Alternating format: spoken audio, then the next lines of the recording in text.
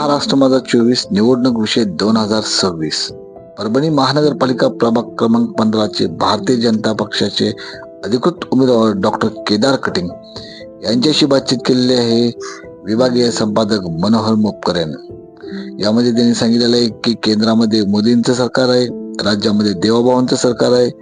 त्याचप्रमाणे प्रभाग क्रमांक 15 मध्ये सुद्धा भारतीय जनता पक्षाच्या उमेदवारांना निवडून द्या आणि इथं सुद्धा केंद्रातील तसेच राज्यातील योजना आहेत त्या लागू करण्यासाठी तुम्ही भारतीय जनता पक्षाच्या उमेदवारांना मतदान करा। महानगरपालिकेमध्ये आणि लोकांकडे तुम्ही काय व्यवस्था करणार आहेत? नमस्कार, मी डॉक्टर केदार लक्ष्मणराव कटिंग प्रभाग 15मधून पुण्या पुरुष गटातून उभा आहे। भारतीय जनता पार्टीचं केंद्रामध्ये नरेंद्र मोदीजींचं भक्कम सरकार आहे। महाराष्ट्रामध्ये माननीय मुख्यमंत्री देवेंद्रजी फडणवीस यांच्या नेतृत्वात सरकार आहे।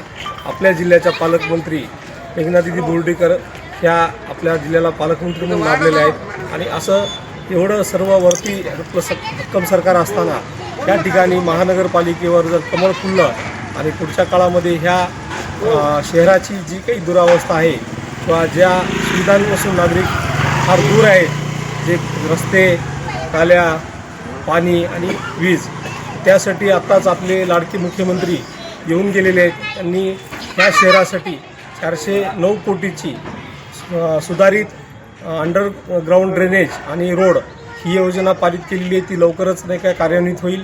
त्यानंतर ह्या शहराला स्वच्छ पाणी पुरवठा मिळण्यासाठी आपल्या येलदरी धरणातून पाईपलाईनद्वारे इथं पाणी येईल, जे की अगोदरचं पाणी राहटीहून येतं आणि त्यामध्ये आपल्या धामुड्याचं पाणी जाऊन दूषित करतं। असं दूषित पाणी टाळून आपल्या आरोग्याची काळजी घेण्यासाठी डायरेक्ट येलदरी धरणातून मुंबईच्या धर्तीवर आपल्याला पाणी पुरवठा केला जाईल आणि इथल्या नागरिकांसाठी अनेक सुविधा पुढच्या काळामध्ये सरकार देतच आहे, त्यापुढेही देत राहील। विशेषतः लाडकी बहीण जी योजना आहे ती नक्की चालू राहणार आहे। जोपर्यंत देवाभाऊचं सरकार आहे तोपर्यंत लाडकी बहीण योजना बंद होणार नाही। धन्यवाद। जय हिंद, जय भारत। आणि सर, सुशील बेरोजगार महिलांकरता काय आपला उपक्रम राहतील नगरामध्ये?